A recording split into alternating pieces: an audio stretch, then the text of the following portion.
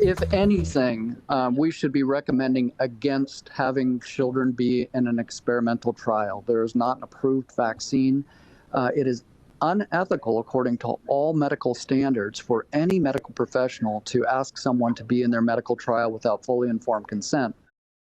As you saw by the picture there, that was Dr. Ryan Cole joining the Central District Health Board meeting from London, by the way, last week.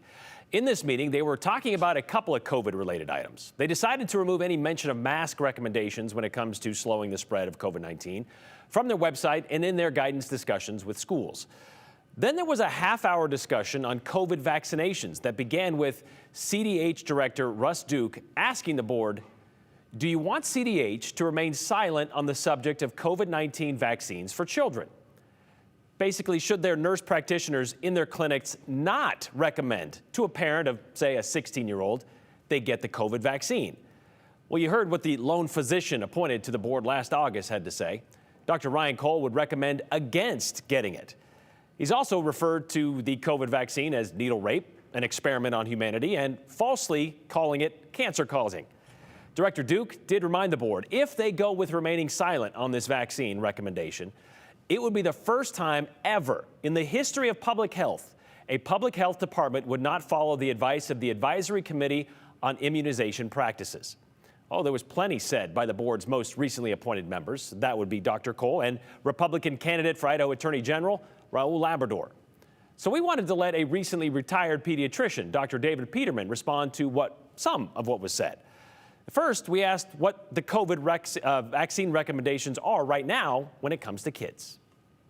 So currently, the recommendations from 5 and older are for children to have the series, which consists of two doses. The actual amounts are different based on age.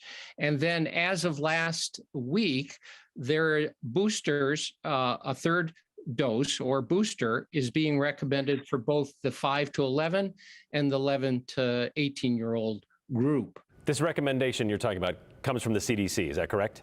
Yes. So currently the CDC is recommending COVID vaccine, as I described, for both the 5 to 11 age group and the 11 to 18 group. So these recommendations from the CDC, they don't take these lightly. I mean, they've done these studies, they look at the testing and the trials, but have there been adverse effects? And that was kind of some of the issues that were brought up during this CDH meeting, some of the adverse effects. For example, Raul Labrador said, we're hearing about heart issues, we're hearing about other things that are at a higher rate than other vaccines.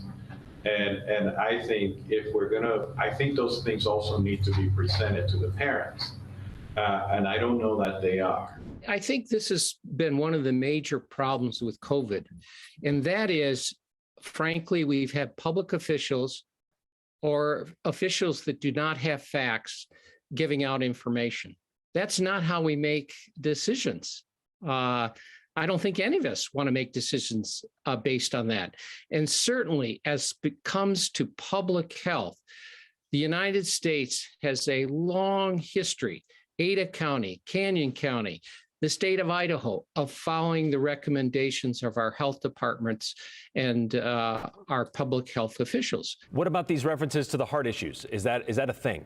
There are some rare side effects with the vaccines that particularly affect teenage males, in which there can be the rare side effect, of inflammation of the heart. However, the side effect in almost all cases is transient. It goes away. And not only that, rare, if ever, do children ever have to be hospitalized if this occurs. We don't hesitate to immunize our children for chickenpox or measles, or for that matter, pertussis. Every one of the vaccinations that protects from those diseases I just described all have side effects. And yet we accept those rare side effects because we know it protects our children. And I might also add, I'm not sure I can think of a vaccine that has been studied to such a degree as the COVID vaccine. And on top of that, up till this point, Across the world, millions upon millions upon millions of doses of the COVID vaccine have been given to children and have been tolerated extremely well and are very effective. Those of us who are pediatricians, the American Academy of Pediatrics, the CDC, the FDA, on and on and on and on. There are plenty of officials and authorized groups who have said the COVID vaccine is safe for children. Okay, well, how about this from a pathologist then? The shot enhances the opportunity now to get disease. It doesn't prevent it. To Raul's point, we don't know the long-term effects. This is an experimental shot, not an approved shot. This is dangerous to our children that survive this virus. This is a dangerous gene-based shot that is not a vaccine. We cannot scientifically recommend this to anybody. I mean, I am adamant about this. This is the hill I will die on. The children are a no-go with this shot. Let me start by saying, I don't know the qualifications of who you've just referenced. It's my understanding that particular individual is a pathologist. And I'm not familiar that there's any training of pathologists which involves treating children. I'm not interested in responding to information that's incorrect. I think that's the mistake we've made with COVID up till now. What we need to give to parents, which is what I spent 40 years doing, is give them the best information we have. And we do have good information. He did say all those, like the American Academy of Pediatrics and all that, said they get money from Pfizer. That's why they recommend it. And that Pfizer funds these studies that shows that they're effective.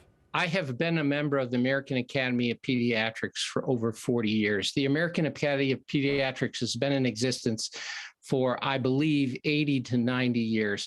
There is no other group in the world that is more respected for its integrity and support of children. That's shameful to make that statement. That's just shameful.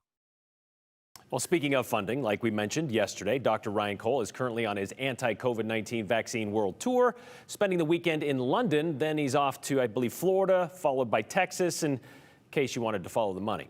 As to how this disease has affected kids, Dr. Peterman told us 4.8 million Americans between the ages of 5 and 11 have gotten COVID since this pandemic began. 4,000 of those have been hospitalized because of it. 200 have died from it. He told us of those admitted to the hospital with COVID, 87% were not vaccinated, and there have been 18 million doses of the vaccine given to children. Now, other than offering a few unfounded anecdotes during the discussion, like nurses pressuring parents to get their kids vaccinated against COVID, or that trope that always gets brought out that school nurses are vaccinating students without parent permission, Mr. Labrador did make a motion to table the discussion until they can get more information. So no decision was made on whether the CDH would continue to recommend COVID vaccines for kids. And yes, a year and a half after this vaccine was introduced, we are still having these same discussions filled with misleading and false information. And it appears, well, they're going to just continue because both Labrador and Dr. Cole are mere months into their 5-year appointment to the CDH.